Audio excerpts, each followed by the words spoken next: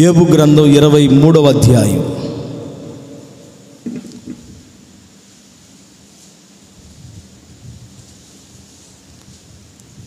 యోబు గ్రంథం 23వ అధ్యాయం.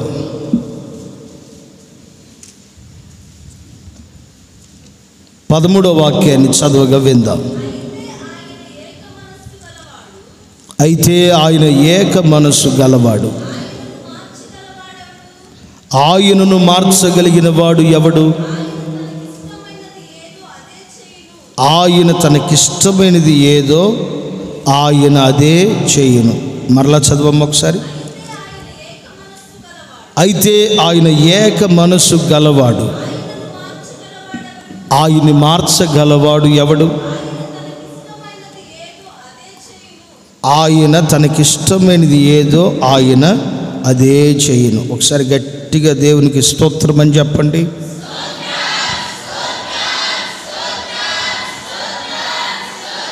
స్తోత్రం స్తోత్రం స్తోత్రం స్తోత్రం స్తోత్రం స్తోత్రం. ఆమేన్, హల్లెలూయా. ఈ ప్రసంగానికి ఎలా పెట్టుకోండి, తనకిష్టమైనది ఏదో అదే చేయును. తనకిష్టమైనది ఏదో అదే చేయును. దేవునికి ఏది ఇష్టమవుతుందో ఆయన అదే చేస్తాడు. అయితే ఆయన ఏక మనసు గలవాడు. తర్వాత ఆయనను మార్చగలవాడు ఎవడు? ఆయన తనకి ఇష్టమైనది ఏదో అదే చేస్తాడు. చాలాసార్లు మనం అడుగుంటాం, అయ్యా ఈ సమస్యను నాకు దూరం చేయండి, ఈ కష్టాన్ని నాకు దూరం చేయండి, ఈ నిందల్ని నాకు దూరం చేయండి, ఈ అవమానాన్ని నాకు దూరం చేయండి.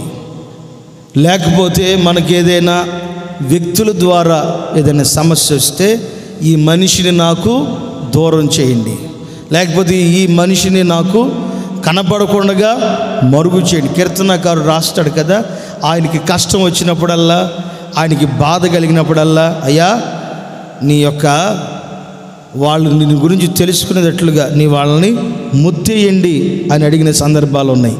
లేదా ఇనప దండంతో వాళ్ళ పొళ్ళు విరగొట్టండి అని అడుగుతాడు చాలాసార్లు.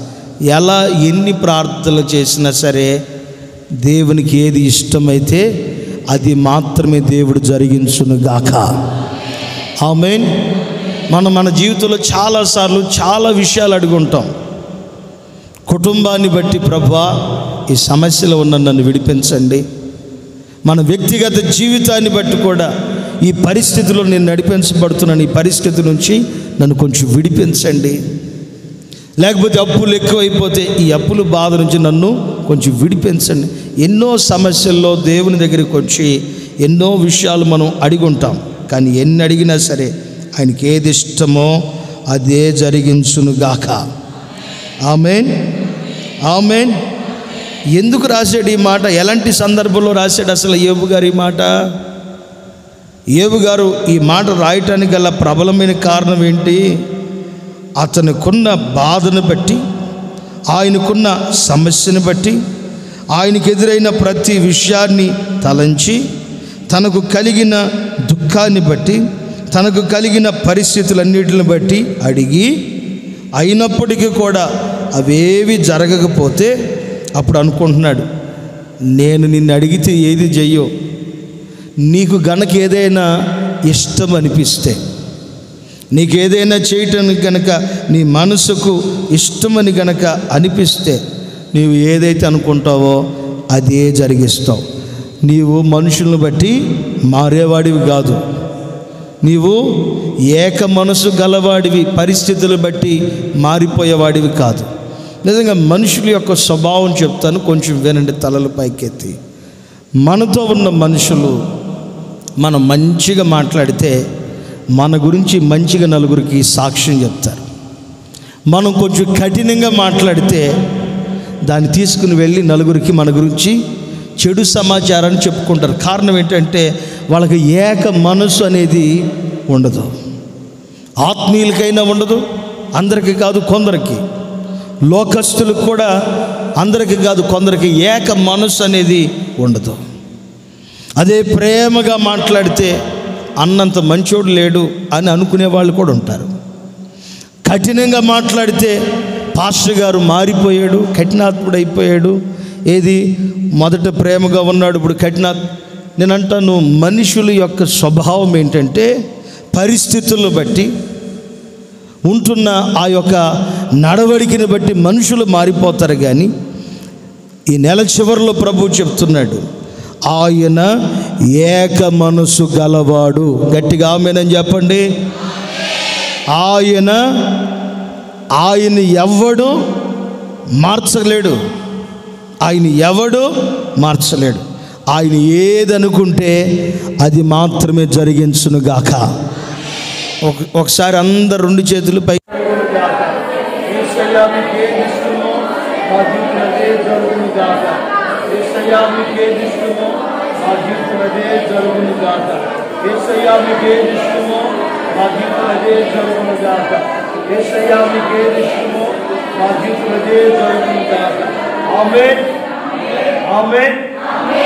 నిజంగా ఆయనకి ఇష్టం లేనిది ఏదైనా మనం చేస్తే మన చేతులారా మన నాశనాన్ని మనం తెచ్చిపెట్టుకున్న వాళ్ళం తప్ప మన మీదకి ఆశీర్వాదాన్ని మాత్రం మనం తెచ్చుకోలేము.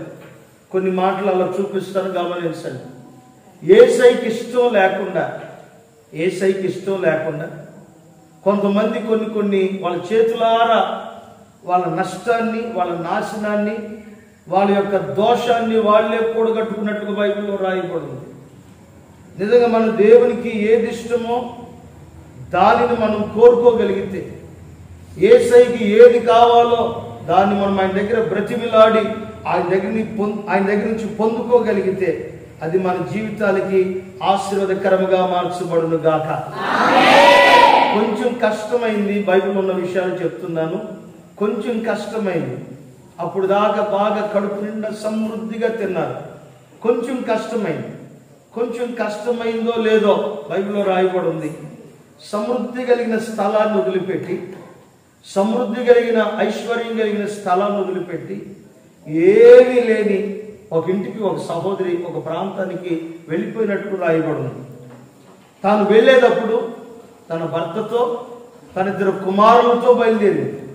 కానీ కనులకు బాగుంటుంది, రమ్యంగా ఉంది, ఇక్కడ సమృద్ధిగా ఉంటుంది అని అనుకుని వెళ్ళింది. కానీ దేవునికి ఇష్టం లేని స్థలానికి వెళ్ళిన కారణాన్ని బట్టి వెళ్ళేటప్పుడు తన భర్తతో తన 2 కుమారులతో వెళ్ళింది. కానీ వచ్చేటప్పుడు ఒక్క స్త్రీతోనే వచ్చింది. భర్త చనిపోయాడు, ఆ తర్వాత 2 కుమారులు కూడా చచ్చిపోయారు. ఒక కోడలతో మాత్రమే తిరిగి వచ్చినట్టు రాయబడింది. ఒక కోడలతో మాత్రమే, నీవెక్కడ చచ్చిపోతే అక్కడ చచ్చిపోతావు, నువ్వు ఎక్కడ ఉంటే ఎక్కడ ఉంటానని ఒక స్త్రీతో తిరిగి వచ్చినట్లు రాయబడింది. నిజంగా మన దేవుడు ఏది ఆయనకి ఇష్టమో అదే మనందరి జీవితంలో దేవుడు జరిగించునుగాక. చెప్పండి గట్టిగా ఆమేనని. ఒక సంసోను అనే వ్యక్తిని ఆయన కొరకు ఏర్పాటు చేసుకుంటే తనకిష్టం వచ్చినట్లు చేశాడు. దేవుడికి నచ్చినట్లు కాదు, తనకిష్టం వచ్చినట్లు చేశాడు. దేవుడేమో బలాఢ్యుడిగా మార్చి ఇశ్రాయేలు ప్రజల యొక్క శత్రువుల బానిసత్వం నుంచి విడిపించేదానికి ఏర్పాటు చేసుకుంటే, దేవుని చిత్తాన్ని పక్కన పెట్టేసి దేవుని మనసును కాదనుకుని ఆయన ఇష్టమే నా జీవితంలో జరగాలి అని ప్రారంభంలో అనుకున్నవాడు కొంతకాలం అయిపోయిన తర్వాత దేవుని ఇష్టాన్ని చంపేసి నా ఇష్టం జరగాలి, నా జీవితంలో నేను ఏదనుకుంటే అది జరగాలని అనుకున్నాడు. చివరికి కళ్ళు పోగొట్టుకుని గుడ్డోడుగా మారిపోయాడు. కొన్ని రోజులకి దిక్కులేని సావు చచ్చినట్లు రాయబడింది. నిజంగా దేవుడికి ఏది ఇష్టమో అదే మనందరి జీవితంలో జరుగును గాక. ఎందుకు చేతులెత్తి చెప్పండి, దేవునికి ఏది ఇష్టమో అదే మన జీవితంలో జరుగును గాక అని ఎందుకు చెప్పించాను చెప్పనా? ఆయనకి ఇష్టం లేనిది కనుక మనం కోరుకుంటే అది మనకు రావచ్చు, మన దగ్గరికి రావచ్చు, దాన్ని మనం అనుభవించవచ్చు. కానీ ఇష్టం లేనిది మనం కోరుకున్న కోరికని బట్టి అది మన దగ్గరికి వచ్చిన తర్వాత కొన్ని రోజులు మాత్రమే మనకి ఆశీర్వాదకరంగా దీవెనకరంగా ఉంటుంది. ఆ తర్వాత అంతా జీవితకాలం అంతా ఏడ్చే పని మీదే. మరొక విషయాన్ని కూడా గుర్తు చేస్తారు మీకు. వాళ్ళ అమ్మగారు చెప్పారు, అయ్యా పలానా ప్రాంతంలో మన మామూళ్ళు ఉంటారు, అక్కడికి వెళ్ళు, అక్కడ ఒక కూతురుని వివాహం చేసుకునిరా అని అంటే అక్కడికి వెళ్ళాడు. అక్కడికి వెళ్ళి గొర్రెలు కాస్తే నా కూతురు నీకు ఇస్తాను రబ్బాయి అని అంటే గొర్రెల్ని పశువుల్ని మందలన్నిటిని కాశాడు. వివాహం చేద్దామని అనుకున్నారు, కానీ ఊర్లో ఉన్న పెద్ద మనుషులు చెప్పారంట, పెద్ద కూతురికి పెళ్ళి కాకుండా చిన్న కూతురికి పెళ్ళి అయితే కనుక పెద్ద కూతురు తేడా అనుకుంటారు, అబ్బాయి ఏవమ్మాకు ముందు పెద్ద కూతురికి పెళ్లి చేయి అంటే ముసుకేసి పెళ్లి చేశారు. ఆ తర్వాత ఉదయానికి అర్థమైంది, వివాహం చేసుకోవాలనుకున్నదేమో దొంగదాన్ని చేసుకుందాం అనుకున్నాడు. కానీ ఇప్పుడు చేసుకుంది ఎవరిని? రోగిష్టి దాన్ని చేసుకున్నాడు, జబ్బు కళ్ళదాన్ని చేసుకున్నాడు. లేదు ఇలా జరిగిందేంటి నా జీవితంలో అంటే లేదు, మరొక 7 సంవత్సరాలు. అంటే ఈ మాటను ఎందుకు చెప్తున్నానంటే బాగా వినండి. వాళ్ళ అమ్మగారు చెప్పిన మాటను కాకుండా తన ఇష్టానుసారంగా చేసుకున్నాడు కాబట్టి 14 సంవత్సరాలు కొలువు చేయాల్సి వచ్చింది. జీవితం అంతా రోదనతో ఏడుపుతో దీన్ని ఎందుకు చేసుకున్నాను, ఈ దొంగదాన్ని రాహేల్ని ఎందుకు చేసుకున్నాను పెళ్ళి, ఈ రెండో పెళ్లి చేసుకోవటం వల్ల నా బ్రతుకంతా అందరి మధ్యలో షేమ్ అయిపోయింది, ఎదవలాగా మారిపోయాను నేను అని అనుకుని ఏడ్చిన సందర్భం ఉంది. నిజంగా దేవునికి ఇష్టం లేని కార్యక్రమం అది ఎవరు చేసినా సరే, విశ్వాసి చేసినా, దైవ సేవకుడు చేసినా, క్రైస్తవుడు చేసినా, క్రైస్తవుడు కాకుండా ఎవరు చేసినప్పుడు కూడా అది ఒక వ్యక్తికి ఆశీర్వాదం కాదు. నా దేవుడు నీకు నాకు ఆశీర్వాదకరంగా మార్చబడేదానికి ఆయనకి ఏది ఇష్టమో అది మనము చేయుదుము గాక. ఇక్కడ మరొక విషయాన్ని కూడా గుర్తు చేస్తాను. దేవునికి ఇష్టం కాని పనులు చేసి కొంతమంది అధికారాన్ని కూడా పోగొట్టుకున్నారు. సౌలు అని పిలువబడుతున్న వ్యక్తితో దేవుడు అంటాడు, ఈ దేశంలో రాజునైనా, బిడ్డలనైనా, పశువులనైనా, మందనైనా, స్త్రీలనైనా ఎవరిని ఉంచొద్దు, అందరిని చంపేయి అని అంటే రాజును ఒక వ్యక్తిని దాచిపెట్టాడు, పశువులను దాచిపెట్టాడు. ఆ కారణాన్ని బట్టే అధికారంలో కూర్చోవలసిన అతని అధికారం తొలగిపోయింది. మరొక విషయాన్ని చెప్తాను, బాగా గమనించండి. దేవుడు మాట్లాడిన తర్వాత ఒకసారి దేవుని ఇష్టం పక్కన పడేసి, దేవుని చెప్పిన ఇష్టాన్ని పక్కన పడేసి వాళ్ళ ఇష్టానుసారంగా కొంతమంది చేసి శాపాన్ని కొని తెచ్చిపెట్టుకున్నారు. అయితే ప్రవక్తలు వచ్చి, దైవ సేవకులు వచ్చి, కాపరులు వచ్చి వాక్యం చెప్పిన తర్వాత సరిచేసుకున్న వాళ్ళు ఉన్నారు. వాళ్ళకి దేవుడు కృపని, ఆరోగ్యాన్ని, ఆయుష్నిచ్చాడు. అందుకు దేవునికి స్తోత్రం కలుగును గాక. నాతానీయేలు ప్రవక్త వచ్చి దావీదుతో చెప్పాడు, నువ్వు పాపం చేసావు, నీకు ఇప్పుడు 99 గొర్రెలు ఉన్నాయి, ఒకే ఒక్క ఆడ గొర్రె పిల్ల ఒకటి ఉంది, ఆడు కూడా చాలా పేదోడు, దీనుడు, అతని గొర్రెని తెచ్చుకుని 100 గొర్రెలు సంఖ్య అవుతాయని ఒకటి తెచ్చేసుకున్నాడు. అలాంటి వాడిని నీవు రాజు కదా, నీ అధికారాన్ని నేను గమనిద్దాం అనుకుంటున్నా, నీ న్యాయాన్ని గమనిద్దాం అనుకుంటున్నా, నువ్వైతే ఏం చేస్తావు, నేనైతే ఇప్పుడు వాడిని అర్జెంటుగా చంపేస్తాను. వెంటనే నాతానీయేలు ప్రవక్త అన్నాడు, ఆ వ్యక్తివి నీవే. అప్పుడు దావీదు చేసిన పని ఏంటంటే వెంటనే కాళ్ళ మీద పడి లోబడి దేవుని మందిరంలో ఏడ్చి దావీదు కృపను సంపాదించుకున్నాడు. బైబిల్లో మరొక వ్యక్తిని చూపిస్తాను, యెషయా గ్రంథంలో ఉంటుంది ఆ మాట. అక్కడ ఏం రాయబడి ఉంటుందంటే, నువ్వు చచ్చిపోతావు, నీకు రోగం ఎక్కువైపోయింది, నువ్వు చేసిన పొరపాట్లను బట్టో నీ పరిస్థితులను బట్టో చేంజ్ ఎవరు మార్చండి, ఒకళ్ళు వెళ్ళండి, నువ్వు ఇక్కడ ఉండరా, రే ఇక్కడ ఉండరా, అన్నీ నాయని పూసుకుంటావు, నువ్వు వెళ్ళి చేంజ్ మార్చు, నువ్వు జనరేటర్ ఆపే, కరెంట్ వచ్చిందిగా, మార్చు త్వరగా. ఆమేన్, హల్లెలూయా. చేతులు చెప్పండి ఒకసారి, హల్లెలూయా. 2 చేతులు చెప్పండి గట్టిగా, మనస్ఫూర్తిగా చెప్పండి, హల్లెలూయా. బాగా ఆలకించండి. నాతానీయేలు ప్రవక్త వచ్చిన తర్వాత దావీదు అని పిలువబడుతున్న వ్యక్తి జీవితాన్ని సరిచేసుకున్నాడు. ఆ తర్వాత బైబిల్లో ఇలా రాయబడి ఉంది, రోగం చేత వేధించబడుతున్న వ్యక్తి దగ్గరికి వచ్చి నీళ్ళు చక్కబెట్టుకో ఇక చచ్చిపోతావు అని అంటే ఆ మాట విని ఏడ్చిన వ్యక్తులు ఉన్నారు. ఏడ్చిన తర్వాత దేవుడు మరలా ఆరోగ్యాన్ని ఆయుష్నిచ్చి హిజ్కియాని దేవుడు బ్రతికించినట్లు రాయబడింది. బాగా వినండి, ఇక్కడ దేవునికి ఇష్టం ఏదో తెలుసుకుని బ్రతికిన వాళ్ళు కొందరున్నారు బైబిల్లో. దేవునికి ఏది ఇష్టమో తెలిసి కూడా జారిపోయిన వాళ్ళు ఉన్నారు. దేవుని వాక్యం చేత, దైవ సేవకుల చేత, ప్రవక్తల చేత వచ్చి మాట్లాడినప్పుడు సరిచేసుకుని పోగొట్టుకున్న కృపని మరలా పొందుకున్న వాళ్ళు ఉన్నారు. ఇక్కడ మరొక విషయం కూడా చూపిస్తాను. దేవుడు వచ్చి దైవ సేవకులతో ఎంత చెప్పించినా సరే వినని వాళ్ళు కూడా ఉన్నారు. వాళ్ళ మీద దేవుని ఉగ్రత ఎలా వచ్చిందో కూడా చూపిస్తాను. ఆదికాండంలో ఉంటుంది, ఈ ప్రాంతం అంతా అగ్ని గంధకముల చేత కాల్చబడిపోతుంది, ఈ ప్రాంతాన్ని వదిలిపెట్టి రావాలి. ఆయన కాపాడుదామని ఆయనకి ఇష్టమయ్యి ఈ స్థలాన్ని వదిలిపెట్టి రావాలి. మీరు వచ్చే ఈ మార్గంలో వెనుదిరిగి చూడొద్దు, వెనుదిరిగి పొరపాటును చూడొద్దు, నా మాట వినండి రండి అని చెప్తే కొంతమంది పొరపాటున దైవ సేవకుని మాట, దేవుని మాట వినకుండా ఏం జరిగిద్దంట చూద్దాం. చాలామంది ఈ రోజులు విశ్వాసులు ఆత్మీయ జీవితంలో ముదురులుగా మారిపోవటానికి, సమయానికి దేవుని దగ్గరికి వచ్చి ఇప్పుడు సమయం తప్పిపోయినా కూడా దేవుడి దగ్గరికి రావడానికి గల కారణం ఏంటి చెప్పనా? ఏం జరిగిద్దంట, ఏం చేస్తాడంట చూద్దాం. నేనేం చేయలేను, మా అయితే గేట్ వేస్తా, కానీ రేపొద్దున నీకు పరలోక రాజ్యానికి రావటానికి అధికారమే లేకుండా దేవుడు తీసేస్తాడు. కొంతమంది ఇలా అనుకుంటారు, ఇప్పుడు కాదు, ఈయన పోయినాక టయానికి వెళ్దాం, క్రమానికి వెళ్దాం, చేద్దాం. దేవుడు అన్నీ రాసి పెట్టుకుంటాడు. నువ్వు ఎలాగైతే రెఫరెన్స్లు రాసి పెట్టుకుంటున్నావో యేసయ్య కూడా రాసి పెట్టుకుంటాడు. ఏం జరిగిద్దంట? ఆదికాండంలో ఉన్నమాట వెనుదిరిగి చూడొద్దంటే తిరిగితే ఏం జరిగిద్ది చూసింది. ఇలా రాయబడింది, ఆమె నేటి వరకు ఉప్పు స్తంభముగా మారిపోయింది.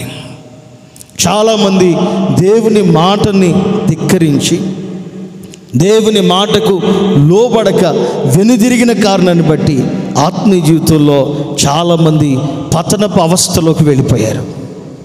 ఏం జరిగిద్ది? 3 గుంపులు వారిని చెప్తున్నాను. ఒకరు దేవుని చిత్తాన్ని గుర్తుపట్టి దేవుని ఇష్టాన్ని గుర్తుపట్టిన వాళ్ళు. రెండోది దేవుని ఇష్టం తెలిసి కూడా యవన ప్రాయంలో ఉండో, లేకపోతే కోపాన్ని బట్టో, ఆవేశాన్ని బట్టో, ఎవరో చెప్పిన మాటలను వినో పడిపోయి మరలా దేవుని వాక్యం వచ్చి వాళ్ళు సరిచేద్దాం అని అనుకున్నప్పుడు త్రిప్పబడిపోయి సరిచేయబడతారు. చూడండి, వారిని దేవుడు మరి ఎక్కువ కృపచేత నింపి వాడుకున్నాడు. అందుకు దేవునికి స్తోత్రం కలుగును గాక. 3వ గుంపు ఎవరంటే ఆయనకి ఇష్టమేదో తెలుసు, కానీ వీళ్ళ లోపల ఉన్న గర్వం చేయనివ్వదు. వాళ్ళకి దేవునికి యేసయ్యకి ఏది ఇష్టమో తెలుసు, వాక్యాలు అందరికీ తెలుసు, కానీ వాక్యం తెలియకపోతే చెప్పంగా వింటాడు. బాగా వినండి, వాక్యం తెలియనివాడు, దేవుని గురించి తెలియనివాడు ఇలా కాదు ఇలా ఉండాలి, ఇలా కాదు ఇలా బ్రతకాలంటే వాక్యం తెలియనిదైతే, వాక్యం తెలియనోడైతే వెంటనే వింటాడు. కానీ వాక్యం తెలిసి కూడా లోపల ఒక లూసిఫర్ ఉంటుందన్నమాట, అది కనబడదు. వెలుగుదూత గురించి మీరు విన్నారా? బైబిల్లో ఇలా ఉంటుంది. వెలుగుదూత ఏం చేస్తుంది? చప్పెట్లు కొట్టేస్తుంది, మనలతో ఎగిరి గంతులేసేటట్టు చేస్తుంది, మంచిగా వాక్యం చెప్పేటట్టు చేస్తుంది, పాటలు పాడేటట్టు చేస్తుంది. అన్ని టాలెంట్లు, అసలు సేవకుడు కూడా అవసరం లేదు. ఓ డ్రమ్ము కంజరి కొనుక్కో, గజ్జలు కొనుక్కో, నీ ఇంట్లో పెట్టి ప్రార్థన అన్నీ నీతో చేస్తుంది. కానీ ఒకే ఒక్క పని చేయనివ్వదు. ఏంటంటే దేవుని వాక్యానికి లోబడనివ్వదు. వెలుగు దూత వేషం వేసుకున్న విశ్వాసి దేవుని వాక్యానికి లోబడుతున్నట్టు ఉంటాడు, కానీ లోబడడు. దేవుని మందిరానికి వచ్చాడు అన్నట్లుగా కనబడతాడు, కానీ హృదయాన్ని దేవునికి అప్పగించడు. నిజంగా కొంతమందికి తెలిసి కూడా దేవుని దగ్గరికి రానివ్వంది ఏంటంటే వారి లోపల ఉన్న గర్వపు ఆత్మ, ఆ దురాత్మ దేవుని దగ్గరికి రానివ్వదు. కానీ దేవునికి ఏది ఇష్టమో అది నువ్వు చేసి చూడు, నా యేసయ్య నిన్ను ఆశీర్వదించును గాక. చేతులెత్తి చెప్పండి ఆమేనని, కొంచెం గట్టిగా చెప్పండి ఆమేనని, ఉన్న అక్కడికి సౌండ్ మొత్తం పెట్టుకుని చెప్పండి ఆమేనని. ఆమేన్. ఆయనకి ఏది ఇష్టం అది చెయ్యాలి మనం. నిజంగా దేవునికి ఏమిష్టం? ఒకరోజు ఒక రోగి దేవుని దగ్గరికి వచ్చి ఇలా అడుగుతున్నాడు. ఒక రోగి దేవుని దగ్గరికి వచ్చి ఇలా అడుగుతున్నాడు, అయ్యా నీకిష్టమైతే నన్ను శుద్ధినిగా చెయ్యయ్యా, నీకిష్టమైతే నన్ను శుద్ధునిగా చెయ్యి. యేసు ప్రభు వెంటనే అంటున్నాడు, నీవు రోగిగా ఉండటం నాకు ఇష్టం లేదు, నీవు శుద్ధుడువు కమ్ము. వెంటనే ఆ సమయంలోనే రోగి శుద్ధుడిగా మారిపోయాడు. ఇక్కడ 2 రోగాల గురించి చెప్తాను. ఒకటి శారీరకమైన రోగం, రెండోది ఆత్మీయమైన రోగం. శారీరకమైన రోగాలకి హాస్పిటల్లో కూడా వైద్యం దొరుకుతుంది. శారీరకమైన రోగానికి హాస్పిటల్లో కూడా వైద్యం దొరికిద్ది. కానీ ఆత్మీయమైన రోగానికి దేవుని పాదాల దగ్గర మాత్రమే, దేవుని సన్నిధిలో మాత్రమే ఆ ఆత్మీయమైన రోగం తొలగించబడును గాక. 8వ అధ్యాయం మత్తయి శుభవర్తమానం 8వ అధ్యాయం 1వ వాక్యం 3వ వాక్యం చదవగా విందాం. మత్తయి శుభవర్తమానం 8వ అధ్యాయం 1వ వాక్యం నుంచి 3వ వాక్యం వరకు చదవగా విందాం. చదవమ్మా. ఆయన ఆ కొండ మీద నుంచి దిగి వచ్చినప్పుడు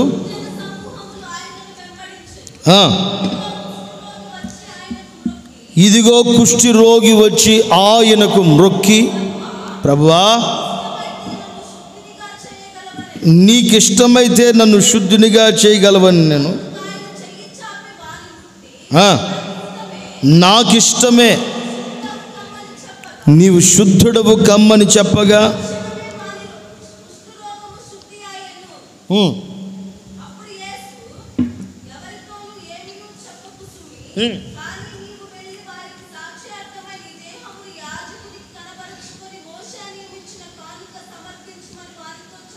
చాలమ్మా, బాగా ఆలకించండి. ఇక్కడ మీ తలలు పైకెత్తి బాగా ఆలకించండి. ఒక కుష్టి రోగి ఒక కూటానికి వచ్చి దేవుని వాక్యాన్ని విని అయ్యా నన్ను స్వస్థపరచండి, నేను కుష్టు రోగంతో వేధించబడుతున్నా, ఈ కుష్టు రోగంలో నుంచి నీకిష్టమైతే నన్ను బాగు చేయండి, శుద్ధునిగా చేయమని బ్రతిమిలాడుకుంటే యేసయ్య వానితో అంటున్నాడు, నీవు రోగిగా ఉండటం నాకు ఇష్టం లేదు, నీవు స్వస్థపరచబడటమే నాకు ఇష్టం, ఈ రోగంలో నుంచి నీవు విడుదల పొందుదువు గాక. ఇక్కడ బాగా గమనించండి, యేసు ప్రభు వెంటనే అని వదిలేశాడా? ఏం చెప్పాడు ఆయన? నీవు వెళ్ళి నీ యాజకునికి నీవు కనపరుచుకో. యేసయ్య కంటే పెద్ద యాజకులు ఎవరైనా ఉన్నారా భూమి మీద? చెప్పరేంటి? ఉన్నారా? కానీ అంత గొప్ప ఆయన చెప్తున్న మాట ఏంటి? నేను నిన్ను స్వస్థపరిచాను, నువ్వు ఎక్కడి విషయాన్ని చెప్పమాకు, కానీ నీ యాజకుని దగ్గరికి నీవు వెళ్ళు. నీ యాజకుని దగ్గరికి వెళ్ళి మోషే నీకు నియమించిన ఆ క్రమము చప్పున, ఆ కానుక చప్పున ఆ కానుకని సమర్పించు. నిజంగా అక్కడ దేవుణ్ణి అడిగేటప్పుడు కూడా ఎలా అడుగుతున్నాడంట ఆయన ఎదుట ఆయన్ని మ్రొక్కి కుష్టి రోగంతో బాధపడుతున్నవాడు, ప్రభువా నీకిష్టమైతే నన్ను శుద్ధునిగా చేయమన్నాడు. మ్రొక్కాడంట. నిజంగా మన జీవితంలో ఏదైనా ఒక రోగమైనా ఒక బలహీనత అయినా తొలగిపోవాలి అంటే, ఆ రోగం బలహీనత తొలగాలి అంటే ముందు మనం చేయవలసిన పని ఏంటంటే దేవుని సన్నిధిలో మ్రొక్కాలి. మ్రొక్కటం అంటే ప్రార్థన చేయాలి. దేవుని దగ్గర మనల్ని మనం తగ్గించుకోవాలి. నాదంటూ ఏమీ లేదయ్యా నా జీవితంలో, ఏదైనా ఉంటే అది నీ కృప మాత్రమే, నన్ను జ్ఞాపకం చేసుకో. అన్యుల కుటుంబంలో నుంచి వచ్చిన వాళ్ళకి బాగా తెలుసు, మ్రొక్కటం అంటే గుడి చుట్టూ ప్రదక్షిణలు చేసి అక్కడ ఒక కోనేరు ఉంటే కోనేటిలో మునిగి లేచి ఆ గుడి చుట్టూ ప్రదక్షిణలు చేస్తా మ్రొక్కుతా, ఆ తర్వాత పడుకుని గుడి మొత్తం దొర్లుతూ ప్రదక్షిణలు చేస్తా, దండం పెట్టి కనపడిన చోటల్లా దండం పెట్టి ఒక రౌండ్ వేయటం, దండం పెట్టడం. నిజంగా ఈయన చేసిన పని ఏంటంటే తను ఎందుకు వచ్చాడో మర్చిపోలే. ఈరోజు ఒక రోగి శుద్ధుడుగా మార్చబడలేకపోవటానికి, అది శారీరకమైన రోగమైన ఆత్మీయమైన రోగమైన ఆ రోగంలో నుంచి ఒక క్రైస్తవుడు విడుదల పొందలేక ఏదో మందిరానికి వచ్చాం అయిపోయింది అన్నట్లుగా అదే రోగంతో తిరిగిపోతున్నాడు. కానీ దేవుని మందిరంలోకి వచ్చిన తర్వాత ఈ మందిరంలో పడుకుని డొల్లవలసిన అవసరం లేదు. మోకరించే ఓపిక ఉంటే మోకరించి 2 చేతులు ఆకాశం వైపు చాపి, లేదా మోకరించలేకపోతే కూర్చున్నో నిలవబడో దేవుని యందు భయభక్తులు కలిగి నీవు ఆయన సన్నిధిలో మ్రొక్కగలిగితే, ఆయన పాదముల దగ్గర నిన్ను నీవు తగ్గించుకుని నేల మట్టుకు మనల్ని మనం తగ్గించుకుని గనక ప్రభు పాదాలు పట్టుకోగలిగితే నా దేవుడు మనలందరినీ శుద్ధులుగా చేయునుగాక. చెప్పండి గట్టిగా, శుద్ధులుగా చేయునుగాక. నేను అంటాను, దీంట్లో మరొక విషయాన్ని చెప్తాను. ఆత్మీయమైన రోగం ఈ రోజుల్లో చాలామందికి, క్రైస్తవులకి ఆత్మీయమైన కుష్టు వచ్చేసింది. మరి ఎక్కువగా మన హోసన్న మినిస్ట్రీలో ఈ కుష్టి వ్యాధి ఎక్కువ ఉంది. స్పెషల్గా మన మినిస్ట్రీలో ఈ కుష్టి వ్యాధి ఎక్కువ ఉంది. ఎలా అంటే కొంతమంది ఉన్నప్పుడే దేవుని మందిరానికి, దేవుని పరిచర్యకి, దేవుని సన్నిధికి పరిగెత్తుకొని వస్తారు. వారు ట్రాన్స్ఫర్ అయిపోతే కుష్టి వ్యాధి వచ్చేస్తుంది. కుష్టి వ్యాధి ఉన్నవాళ్ళు ఇలాగ ఉంటాయి, చేతులు ముడుచుకుపోతాయి. అప్పుడు దాకా కోటాలకి పరిగెత్తుకుని వచ్చి, ప్రార్థనలకు పరిగెత్తుకుని వచ్చి దేవుని మందిరంలో కూర్చొని గంటలు ప్రార్థన చేసిన వాళ్ళకి ఆత్మీయమైన కుష్టి వచ్చేస్తుంది. ఈరోజు అక్కడ మాట్లాడిన మాట చూడండి. మన యాజకునికి మనల్ని మనం ఎప్పుడు ఏం చేయాలంటే కనపరుచుకోవాలి. మన యాజకునికి దేవుని సన్నిధిలో ఆయనకి మనం ఇష్టలుగా మార్చబడేదానికి యాజకునికి మనల్ని మనం ప్రతిరోజు అప్పగించుకోగలిగితే, మనల్ని మనం మన దేహాన్ని కనపరుచుకోగలిగితే, అంటే మన ఆత్మీయమైన జీవితాన్ని, ఆత్మీయమైన దేహాన్ని గనక దేవుని సన్నిధిలో మనం కనపరచగలిగితే నా దేవుడు మనలందరినీ ఆశీర్వదించునుగాక. చెప్పండి గట్టిగా ఆమేనని. నిజంగా ఆత్మీయంగా కుష్టి ఎలా వస్తుంది పాస్టర్ గారు అంటారేమో. ఆత్మీయంగా అసలు ఒక వ్యక్తికి కుష్టు రావడానికి గల కారణం ఏంటంటే వాళ్ళ హృదయం శుద్ధి లేకపోతే, వాళ్ళ హృదయం సరిగ్గా లేకపోతే, వాళ్ళ తలంపులు, ఆలోచనలు, మనసు పాడైపోతే ఒక విశ్వాసిరాలికి ఏమొస్తుందంటే ఆత్మీయమైన కుష్టి వస్తుంది. ఒక విశ్వాసికి ఏమొస్తుందంటే ఆత్మీయమైన కుష్టి వచ్చింది. అదే గనక తన మనసు గనక, తన హృదయం గనక శుద్ధిగా ఉంటే తనకి ఏమాత్రం ఆత్మీయమైన కుష్టు రానివ్వకుండా నా యేసయ్య ఆ దినం వరకు కాపాడునుగాక, ఆయన వచ్చేంత వరకు కాపాడునుగాక. ఈ రోజుల్లో చాలామందికి ఆత్మీయమైన కుష్టు, దేవుని మందిరంలో, దేవుని సన్నిధానంలో ఆరాధించనివ్వకుండా కుష్టు ఉంటుంది. దేవుని సన్నిధిలో ఖర్చు పెట్టనివ్వని కుష్టు, దేవుని మందిరంలో పరిగెత్తనివ్వకుండా కొంతమందిని కుష్టు పట్టుకుంది. కానీ నీ కుష్టు తొలగిపోయి నా దేవుడు నిన్ను స్వస్థపరచాలంటే, నీ ఆత్మీయమైన కుష్టి వ్యాధి తొలగించబడాలంటే నీవు నీ యాజకునికి నిన్ను నీవు కనపరుచుకుని చూడు. నీ వంతు నీవు నీ దేవునికి ఇవ్వవలసినవి, నీ దేవునికి చేయవలసినవి, నీ దేవునికి అర్పించవలసినవి నీ దేవునికి అర్పించి చూడు. నా దేవుడు నీకున్న కుష్టంతటిని తొలగించునుగాక. ఇలా రాస్తాడు. నిజంగా దేవుణ్ణి చూడలేని కుష్టి అండి కొంతమందికి. దేవుని మందిరంలో దేవుణ్ణి చూడలేని కుష్టు, దేవుణ్ణి చూడలేని కుష్టు. ఇది అంతటి గల కారణం ఏంటంటే మత్తయి శుభవర్తమానం 5వ అధ్యాయం 8వ వాక్యంలో ఆ మాట అంటాడు. మత్తయి శుభవర్తమానం 5వ అధ్యాయం 8వ వాక్యం, హృదయ శుద్ధి గలవారు ధన్యులు, వారు దేవుణ్ణి చూస్తారు. ఈ రోజుల్లో ఎంతోమంది దేవుని మందిరానికి వస్తూ కూడా దేవుణ్ణి చూడలేకపోతున్నారు.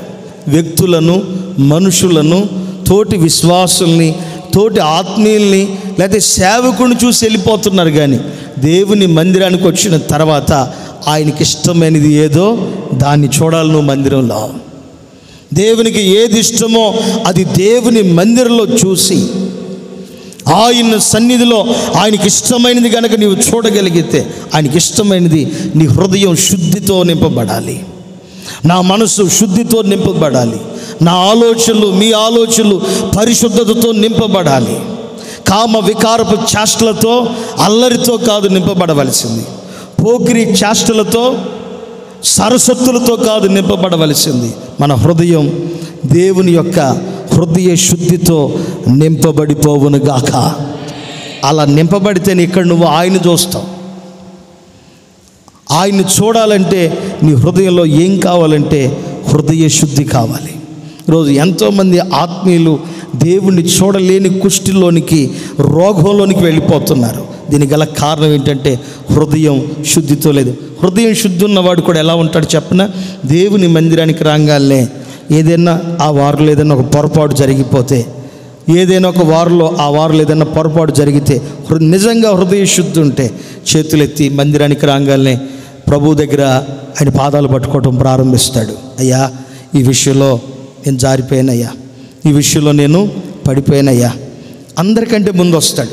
ఎందుకంటే హృదయ శుద్ధి ఉన్నవాడు ఏం చేస్తాడు చెప్పిన, అందరికంటే ముందు వచ్చి కూర్చుని పాస్టర్ గారు వచ్చేలోపే మనం మన దేవునితో మాట్లాడుకుందాం. ఎందుకంటే ఆయన వచ్చిన తర్వాత పాట పాడతాడు, అందరికి పాటలు పాడేదానికి అవకాశం ఇస్తాడు. ఇక మనం వ్యక్తిగతంగా చేసుకునే దానికి అవకాశం ఉండదని గుర్తుపట్టిన వాళ్ళు, హృదయ శుద్ధి ఉన్న వాళ్ళు ఏం చేస్తారంటే దేవుని మాటలు వినేదానికి ముందుగానే వచ్చి ఆ వారంలో జరిగిపోయిన పొరపాట్లన్నీ మోకాళ్ళ మీద కూర్చొని చేతులు ఎత్తి, అయ్యా నా జీవితంలో పొరపాటు జరిగిపోయిందయ్యా, తెలుసో తెలియకో ఈ బలహీనమైన పని చేశానయ్యా, మాట్లాడనుకోని మాటలు మాట్లాడానయ్యా, చూడకూడని దృశ్యాలు చూశానయ్యా, అయ్యా దయచేసి క్షమించండి అయ్యా, మా ఫ్రెండ్ రమ్మంటే సినిమాకు కూడా పోయానయ్యా, నన్ను క్షమించు. నిజంగా హృదయ శుద్ధి ఉంటే ఏం జరిగిద్దంటే లోపల ఏ బలహీనత ఉందో ఆ బలహీనతను ముందు దేవుని మందిరానికి వచ్చి అందరికంటే ముందు వచ్చి ఒప్పుకుంటాడు. ఈరోజు చాలామంది ప్రారంభంలో దేవుని దగ్గర పరిగెత్తుకుని వచ్చి ఇప్పుడు చాలా నిదానంగా వస్తున్నారు. రాసి పెట్టుకోండి, ఒక సేవకుడు ఏడుస్తా మీ ఏరియాలో సేవ చేస్తే నీ కుటుంబానికి కానీ నీ సంఘానికి కానీ శాపం తప్పది, ఆశీర్వాదం కాదు. నేను ఏడ్చినా పర్లేదు, దేవుడు ఏడ్చాడు అనుకో, యేసయ్య ఏడ్చాడు అనుకో, నీ కుటుంబానికి ఏమన్నా ఆశీర్వాదమా? బైబిల్ ఉన్న మాట చూపిస్తాను. దేవుని మందిరానికి వెళ్ళాడు, దేవుని మందిరంలో కూర్చున్నాడు. కూర్చున్న తర్వాత ఏం జరిగిందో తెలియదండి. చేతులు ఎత్తాడు, అరవటం ప్రారంభించాడు. అయ్యా నేను అపవిత్రునయ్యా, నేను బూతు మాటలు తిట్టేవాడిని అయ్యా, నేను పోకిరి వాళ్ళతో ఉండేవాడిని అయ్యా, నేను అపవిత్రమైన మనుషులతో ఉండేవాడిని అయ్యా, నీ దర్శనం ఏంటయ్యా నాకు కలిగింది, నీ దర్శనం ఏంటి నాకు కలిగింది, నువ్వు పరిశుద్ధుడు కదా, నీ దర్శనం నేను చూసి కేకలేస్తున్నాడు. అంటే హృదయ శుద్ధి ఉంటే ఏం చేస్తాడంటే దేవుని మందిరానికి వచ్చిన తర్వాత మౌనంగా ఉండడం. తను ఎలా వచ్చాడు అలా తిరిగి మాత్రం పొరపాటున వెళ్ళటానికి అతను ఒప్పుకున్నా సరే హృదయ శుద్ధి గలవాడిని దేవుడు ఉత్త చేతులతో పంపించడు. ఇక్కడి నుంచి వెళ్ళేటప్పుడు నా దేవుణ్ణి నీ వెంట తీసుకుని పోవుదువు గాక. గట్టిగా చెప్పండి ఆమేనని. హృదయ శుద్ధి గలవారు ధన్యులు, వారు దేవుణ్ణి చూస్తారంతే. నీ హృదయంలో ఏ కుష్టు లేకపోతే, నీ మనసులో ఎలాంటి కపటము లేకపోతే, నీవు ఇక్కడికి వచ్చిన తర్వాత మనుషులను చూడవు, దేవుని చూస్తావు. దేవుని చూడంగానే ఏమొస్తుంది నీకు తెలియకుండానే, నీ లోపల నుంచి ఒక పశ్చాత్తాపం వచ్చేస్తుంది, తెలియకుండానే ఏడుపు వచ్చేస్తుంది, నిదానంగా నీ బలహీనత నీకు గుర్తొస్తాయి, నిదానంగా నీ యవన కాలంలో లేకపోతే ఇప్పుడు చేస్తున్నాయి, రీసెంట్గా ఇప్పుడు చేస్తున్నాయి, ఇవన్నీ గుర్తొచ్చి ప్రభు దగ్గర మనస్ఫూర్తిగా నిన్ను నీవు ఒప్పుకునే దానికి అవకాశం ఉంటుంది. అదే కనుక ఆత్మీయమైన కుష్టి వచ్చిందనుకో, నువ్వు మందిరానికి వచ్చుతావు, కూర్చుంటావు, ఏదో వింటావు, వెళ్ళిపోతావు, కూర్చుంటావు, వింటావు, వెళ్ళిపోతావు. కానీ నీ ఆత్మకున్న కుష్టు మాత్రం తొలగిపోదు. నీ ఆత్మీయ జీవితానికి ఉన్న కుష్టు పోవాలంటే నువ్వు ముందు దేవుని దగ్గరికి పరిగెత్తుకుని రావాలి. దేవుని దగ్గరికి పరిగెత్తుకుని వచ్చి దేవుని సన్నిధిలో కూర్చుని చేతులెత్తి మనస్ఫూర్తిగా నువ్వు ప్రార్థన చేసి చూడు, నీకున్న ప్రతి కుష్టు మస్టు నా దేవుడు తొలగించునుగాక, తొలగించునుగాక. ఎక్కడ మాట? యెషయా ప్రవచన గ్రంథంలో 6వ అధ్యాయమా? 6వ అధ్యాయం ఎంతమ్మా? ఎంత? 5వ వచనం చదవండి ఒకసారి. యెషయా గ్రంథం 6వ అధ్యాయం 5వ వాక్యం. అయ్యో నేను అపవిత్రమైన పెదవులు కలిగిన వాడిని, రోజు అపవిత్రమైన పెదవులు కలిగిన మనుషుల్లోని తిరిగేవాడిని, నేను నశించినోడినయ్యా. రాజును సైన్యములకు అధిపతియగు యెహోవాని నేను నా కనులారా చూచానని అనుకుని మాట్లాడుతున్నాడు. నేను నా కళ్ళారా చూశాను నేనని మాట్లాడుతున్నాడు. ఈ మాటలు మాట్లాడుతున్నప్పుడే శరాబుల్లో ఒక దూత లేచి దేవుని దగ్గర నుంచి లేచి బలిపీఠం దగ్గర నుప్పులు తగలబడుతుంటే ఆ నుప్పును ఒకదాన్ని తీసుకుని వచ్చి ఆ మస్టుతో అపవిత్రమైన మనుషులతో పెదవులతో వ్యర్థమైన మాటలు మాట్లాడే పెదవులకు తగిలించగానే అతడు శుద్ధుడుగా మార్చబడ్డాడంట. ఆమేన్, ఆమేన్. నువ్వు మందిరానికి వచ్చినా సరే నీ హృదయం తెరిచి ప్రార్థన చేయట్లేదంటే ఒకటే గుర్తుపట్టు. చాలామంది గుంటూరులో, మనం మందిరానికి వెళ్ళే రోడ్లో, గుంటూరులో లేకపోతే గుడారుల పండుగలోనైనా లేకపోతే మనకు అక్కడక్కడ రోడ్ల మీద అయినా ఎప్పుడైనా తారసపడుతుంటారు కుష్టి వ్యాధులు. వాళ్ళు పైకి కుష్టి కనపడుతుంది కానీ మనకు మాత్రం పైకి కనపట్ల, లోపల కుష్టి వ్యాధులం మనం. ఒక వ్యక్తి దేవుని మందిరానికి వచ్చి ఆయన చూడకుండా వెళ్ళిపోతుంటే నిజంగా వాడు ఒక కుష్ఠోడే. ఒక విశ్వాసి దేవుని మందిరానికి వచ్చి, ఒక క్రైస్తవుడు దేవుని మందిరంలో ఉండి దేవుని చూడకపోతే, దేవుని యొక్క ప్రసన్నత, దేవుని యొక్క స్వారూప్యాన్ని, దేవుని యొక్క మహిమను దేవుని సన్నిధిలో అనుభవించకపోతే వారు ఒక కుష్టి వ్యాధులతో సమానం. నిజంగా దేవుని మందిరానికి వచ్చిన తర్వాత నీ హృదయం తెరవబడాలి, నీ మనసు తెరవబడాలి. నీ హృదయం తెరవబడితే, నీ హృదయం శుద్ధీకరణలోనికి వస్తే, నీ హృదయం పవిత్రంగా ఉంటే, నీ హృదయం లోపల ఏదైనా ఒక పొరపాటు, మనం బలహీనం కదండి, మనుషులం కదా. ఉద్యోగాలకు వెళ్ళేవాళ్ళు ఉన్నారు, చదువుకి వెళ్ళేవాళ్ళు ఉన్నారు, వ్యాపారానికి వెళ్ళేవాళ్ళు ఉన్నారు, పొలం పనికి పోయేవాళ్ళు ఉన్నారు, పేడకాళ్ళు తీసేవాళ్ళు ఉన్నారు, గేదెలు మేపుకునే వాళ్ళు ఉన్నారు, చాలామంది ఉన్నారు. ఏదో ఒక పొరపాటు మన జీవితంలో మనం వద్దనుకున్నా సరే తారసపడుతూ ఉంటాయి, మన కళ్ళకి కనపడుతూ వెళ్ళిపోతుంటాయి. మనం చూడకూడదు, మాట్లాడకూడదు అని అనుకున్నప్పుడు కూడా అవి వచ్చి వెళ్ళిపోయిన కారణాన్ని బట్టి ఏదో ఒక బలహీనత, ఏదో ఒక మస్టు మనలోనికి వచ్చి ఉంటుంది. కాబట్టి ప్రతి విశ్వాసి, ప్రతి క్రైస్తవుడు అందుకే దేవుని మందిరానికి అందరికంటే ముందు పరిగెత్తుకుని రావాలి. పరిగెత్తుకుని వచ్చి చేతులెత్తి నిన్ను నీ దేవునికి ముందు అప్పగించుకోవాలి. హృదయ శుద్ధి గలవారు ధన్యులు, వారు దేవుణ్ణి చూస్తారు. హృదయ శుద్ధి ఉంటే ఏం జరిగిద్ది? యెషయా గ్రంథంలో, అయ్యా నేను అపవిత్రమైన పెదవుల గలవాడిని, నేను అపవిత్రమైన జనుల్లో తిరిగేవాడిని, నేను నశించిపోయినోడినయ్యా. అంటే మన హృదయం శుద్ధీకరించబడితే, ఏదో తెలుసో తెలియక ఒక బలహీనత వచ్చి పడిపోయినప్పుడు కూడా దేవుని మందిరానికి వచ్చినప్పుడు మనం చేసే మొదటి ప్రార్థన ఏంటంటే, ప్రభువా ఈ వారంలో అక్కడ ఏదో మాట్లాడి ఏదో చేశాను, దయచేసి నన్ను క్షమించండి.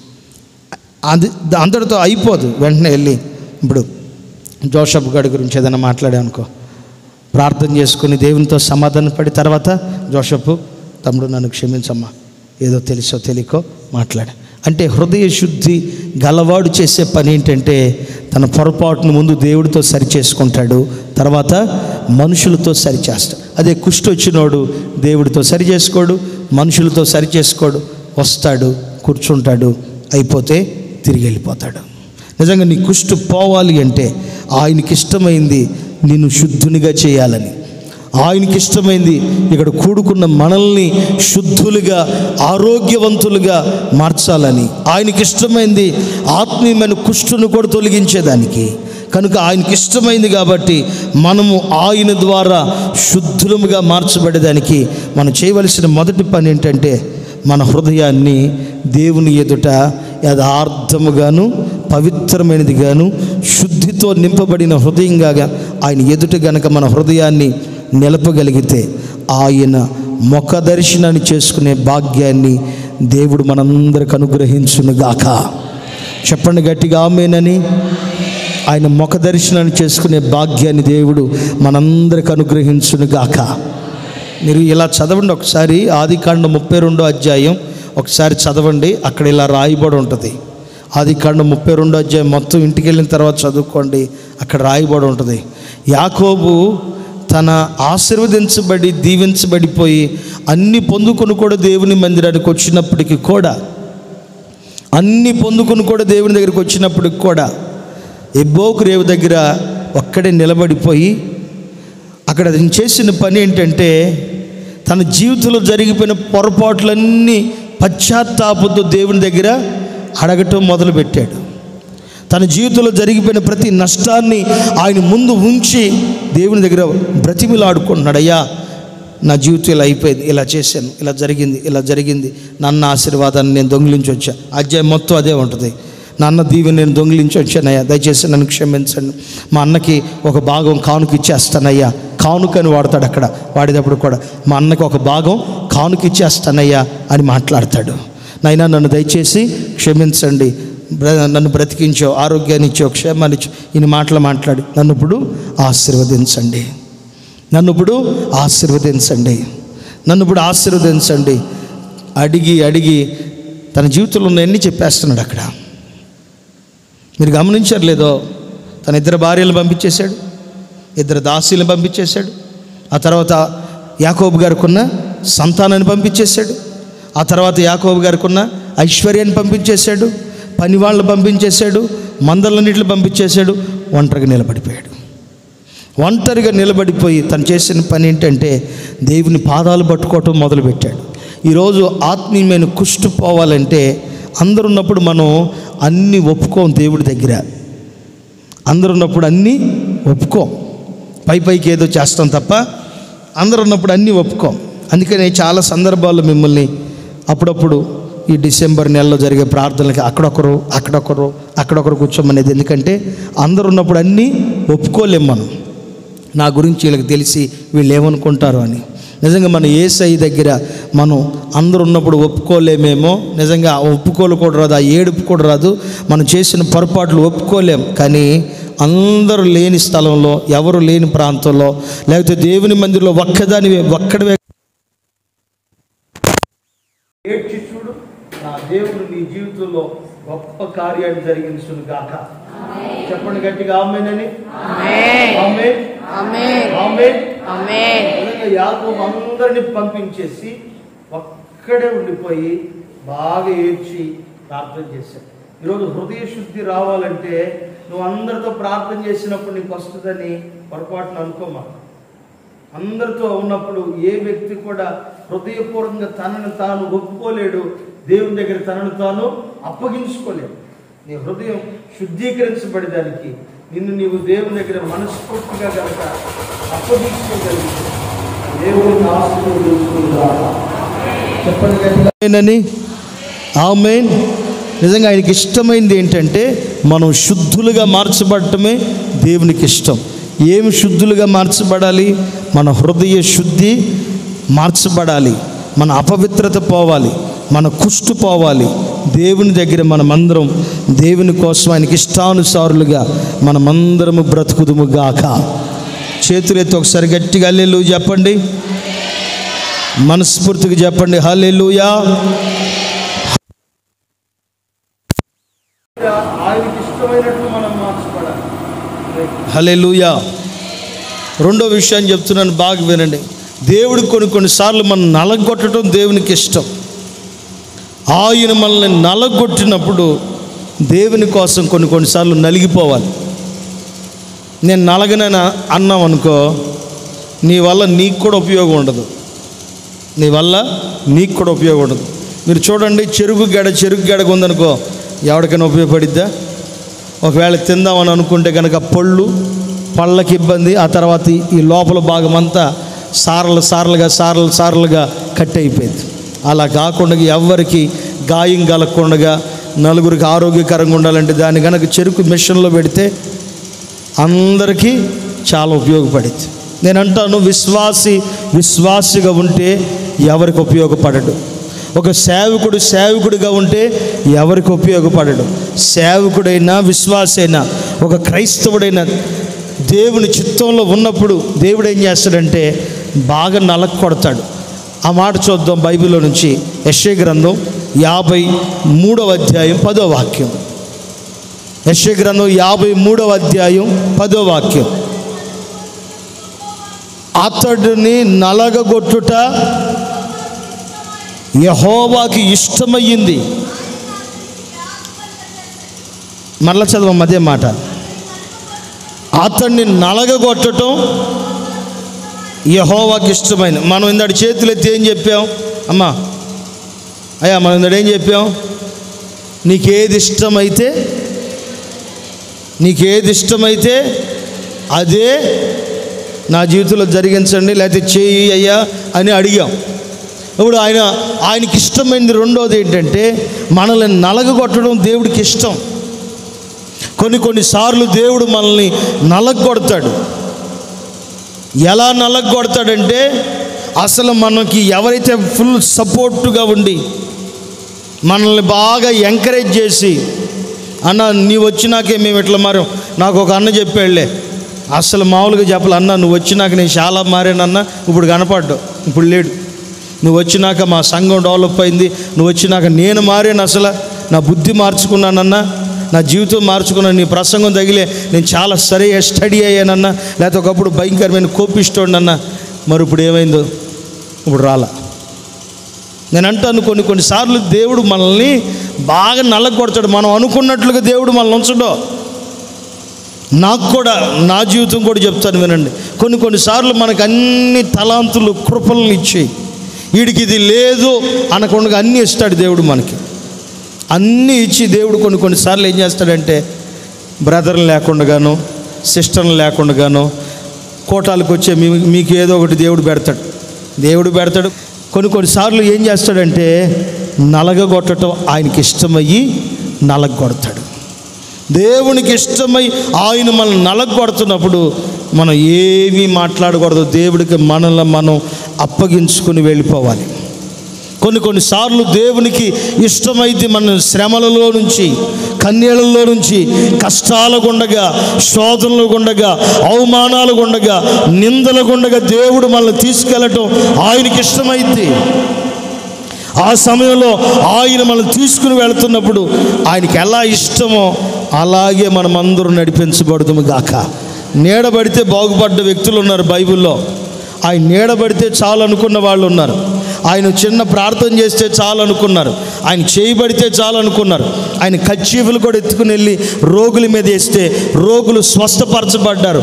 అలాంటి వ్యక్తికి కళ్ళల్లో నుంచి పద్దాక పుసి గారుతూ ఉంటుంది. కళ్ళల్లో నుంచి నీళ్లు గారటం, పుసి గారటం, రోజు ఇదే బలహీనత. ఒకరోజు ప్రభువుని అడిగాడు, ఏంటయ్యా నాకు ఈ రోగం, ఏంటయ్యా నాకు ఈ బలహీనత, ఏంటయ్యా? నిజంగా బాగా వినండి, అన్నీ ఉన్నాయి, మీకు అన్నీ ఉన్నాయి, కానీ తినటానికి సమృద్ధి లేకపోతే ఒకటి గుర్తుపట్టు, దేవుడికి ఇలా ఇష్టమైందేమో నన్ను నలగొట్టడం, అందుకు దేవునికి స్తోత్రం కలుగును గాక.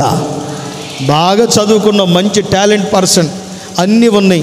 ఒకవేళ దేవుని జీవితంలో ఉద్యోగమో లేకపోతే వివాహమో లేకపోతే ఏదైనా ఆలస్యం చేస్తున్నాడు అనుకో, ఒకటే అనుకో, ఇలా నలగగొట్టడం దేవునికి ఇష్టమైంది, అందుకు దేవునికి స్తోత్రం కలుగును గాక. అన్నీ ఉన్నాయి కానీ తినటానికి వీలు లేదు, అప్పుడు కూడా అనుకో దేవునికి స్తోత్రం కలుగును గాక. మన జీవితంలో కొన్ని అన్నీ ఉంటాయి కానీ ఏది అనుభవించడానికి వీలు కాదు. అన్నీ ఉంటాయి కానీ ఏమి చేయడానికి వీలు కాదు. అప్పుడు అనుకోండి, గుర్తుపట్టండి, ఇది దేవుడి చిత్తం కాదేమో, ఇది దేవుని చిత్తం కాదేమో. ఇలా నలగగొట్టడం దేవునికి ఇష్టం. పౌలు గారు అడుగుతాడు, ఏంటైనా నాకు ఈ బలహీనత, ఏంటైనా నాకు ఈ కష్టం. దేవుడు అంటాడు, అప్పుడు నీవెప్పుడు బలహీనుడివో అప్పుడే బలవంతుడివి, నా కృప నీకు చాలును. అయ్యా కృప చాలంటే నేను బలహీనుడైతే, రోగినైతే, అనారోగ్యంతో బాధపడుతున్న, బీపీతో, షుగర్తో, ఆయాసంతో, ఆస్మాతో, థైరాయిడ్తో, ఈ రోగంతో ఆ రోగంతో బాధపడుతున్నాను వేధించబడుతున్నారా? మీరు ఒకటే గుర్తుపట్టండి, మరి ఎక్కువగా రెచ్చిపోకుండా ఉండేదానికి దేవుడు ఒక ముళ్ళు పెడతాడు. దేవుడు మనల్ని నలగగొట్టడం దేవునికి ఇష్టమైంది. అందుకని నీవు నేను ఆయన మనల్ని నలిపినప్పుడు దేవుని కోసం మనం నలిగిపోదుము గాక. చెప్పండి గట్టిగా ఆమేనని. వరిగడ్డిలాగా ఉంచితే దేనికి ఉపయోగపడదు. దీన్ని నేను కట్టాలన్నప్పుడు దాన్ని ఏం చేయాలి? మెలిపెట్టాలి, మడత పెట్టాలి, నలగొట్టాలి. గడ్డిలాగా ఉంటే అది తాడవ్వదు. అది తాడవ్వాలంటే దాన్ని మెలిపెట్టి నలగగొట్టి, దానికి ఇష్టం లేకపోయినా దానికి బాధ కలిగినప్పుడు కూడా అది ఒక తాడులాగా ఒక మోపు కట్టుకునే దానికి వీలు కావాలంటే దాన్ని ఏం చేయాలంటే మెలిపెట్టాలి. అలాగే మన ఆత్మీయ జీవితం దేవుడు అనుకున్న స్థాయిలోనికి, లేకపోతే యేసయ్య కోరుకున్న ఆ యొక్క స్థితిలోనికి మనం రావాలి అంటే దేవుడు కొన్నిసార్లు మనల్ని బాగా నలుపుతాడు. నిజంగా దేవుడు మనల్ని ఆయనకి ఇష్టమైనప్పుడు, ఆయనకి ఇష్టమైనట్లుగా మనల్ని నడిపించేదానికి దేవుడు చేసే పని ఏంటో చెప్పన, మనతో అందరూ ఉన్న వాళ్ళందరూ ఒకేసారి మనకేమైపోతారంటే పూర్తి రివర్స్ అయిపోతారు.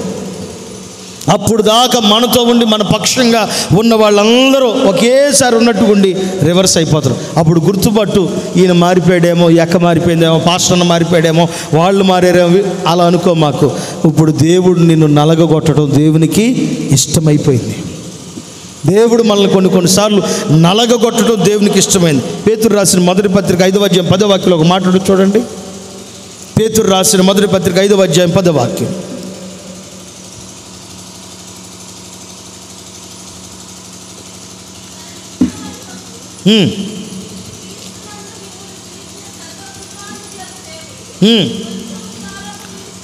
కొంచెము కాలం మీరు శ్రమ పడిన పిమ్మట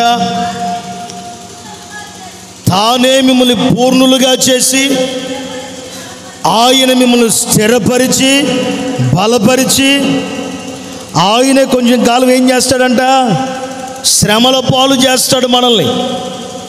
ఆయనే కొన్నిసార్లు కష్టాలు గుండగా మనల్ని తీసుకెళ్తాడు. ఆయనే కొన్నిసార్లు కన్నీళ్ల గుండగా, రోగము గుండగా మనల్ని తీసుకెళ్తాడు.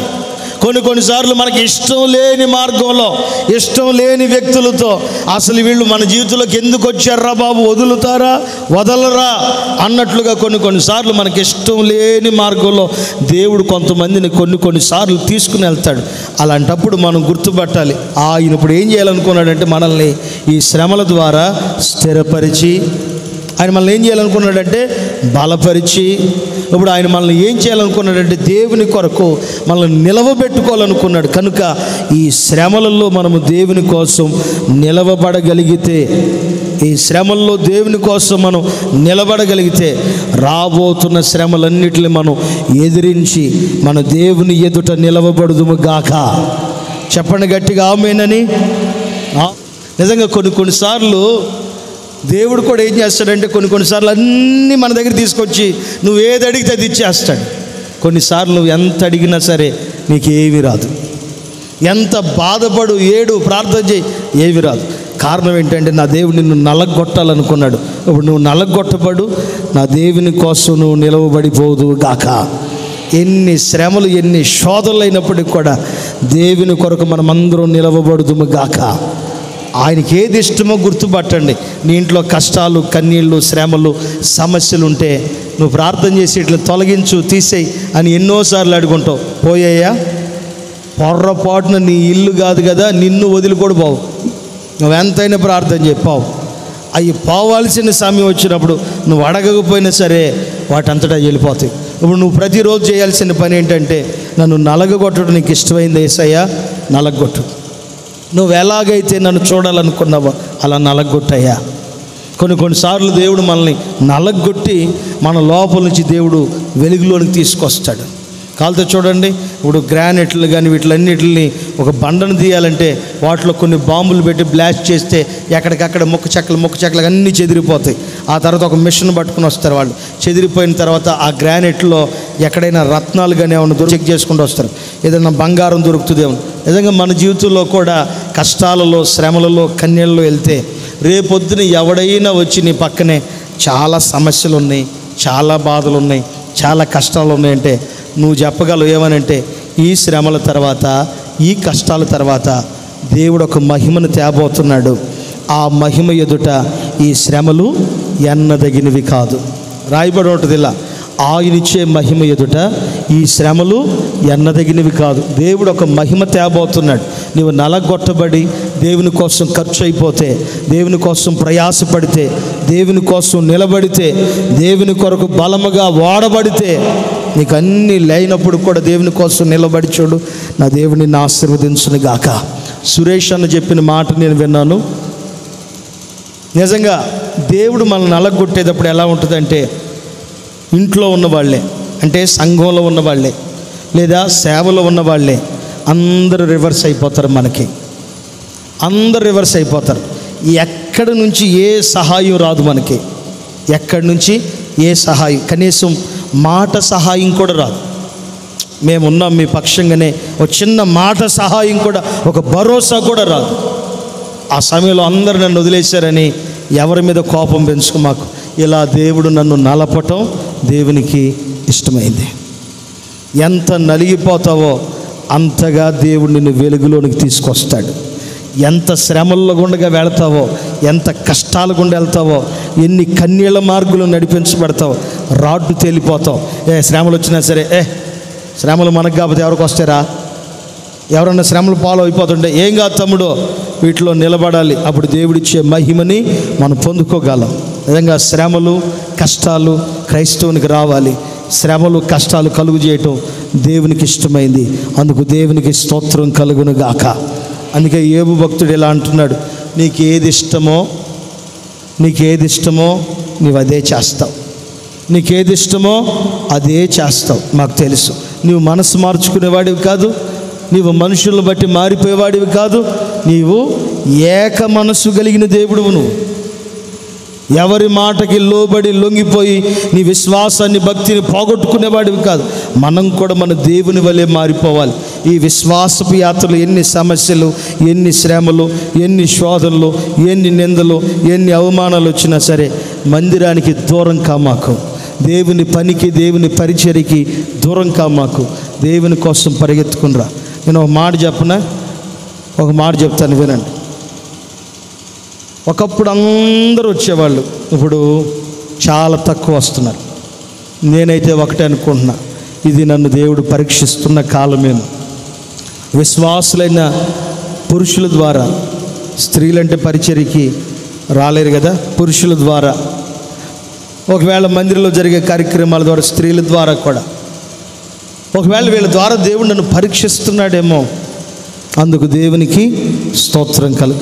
దేవుడు పెట్టని పరీక్ష అయ్యి ఒకవేళ మీరే ఈ పాస్టర్ గారు ఒకవేళ వెళ్ళిపోతాడేమో, ఇవి కాదు కదా, ఇంకొక 100 శ్రమలు వచ్చినా సరే దేవుని చిత్తాన్ని బట్టి, దేవుని అధికారాన్ని బట్టి అబ్రహాం పాస్టర్ గారి యొక్క పిలుపును వస్తే తక్షణమే వెళ్ళిపోతాం. కానీ ఇంకెన్ని శ్రమలు వచ్చినా సరే ఈ స్థలాన్ని వదిలిపెట్టి మాత్రం నేను పోను. కారణం ఏంటో చెప్పనా? నాకు తెలుసు, దేవుడు కొన్నిసార్లు మనల్ని నలగగొట్టుకుని తీసుకుని వెళ్తాడు. మనకిష్టం లేని మార్గాల్లో తీసుకెళ్తాడు, మనకి కష్టంగా వెళ్ళే మార్గాల్లో తీసుకెళ్తాడు. ఇవన్నీ జరుగుతున్నప్పుడు నాకు తెలిసి నేను ఒకటే గుర్తుపెట్టుకున్నా, ఆయనకి ఇష్టమైంది ఇప్పుడు నన్ను నలగొట్టడం. అందుకు దేవునికి స్తోత్రం కలుగును గాక. నలగగొట్టబడి నలపబడిన దావీదు ఏమన్నా తక్కువవాడయ్యాడా? నలపబడిన దావీదు ఏమన్నా తక్కువవాడయ్యాడా? సింహాసనం మీద కూర్చుని 40 ఏళ్ళు పరిపాలన చేశాడు. నలగొట్టబడిన గిద్యోని ఏమన్నా తక్కువవాడయ్యాడా? బలా పరాక్రమం కలిగిన వాడిగా మారాడు. ఇజ్రాయేలు ప్రజల్ని బంధకాల నుంచి విడిపించేదానికి నాయకుడిగా మారిపోయాడు. నీవు కూడా దేవుని కోసం నలగొట్టబడు. నా దేవుడు నీ పరిచర్యని బట్టి, నీ శ్రమను బట్టి నిన్ను ఆశీర్వదించి ఆయన రాకల్లో, ఆయన రాజ్యంలో మిమ్మల్ని అందరినీ నా దేవుడు చేర్చునుగాక. ఈ మాటలన్నీ నా ప్రభు మీ వినికిడిలో స్థిరపరచునుగాక. దయచేసి అందరూ లేచి నిలబడిన ఒక చిన్న ప్రార్థన చేసుకుందాం.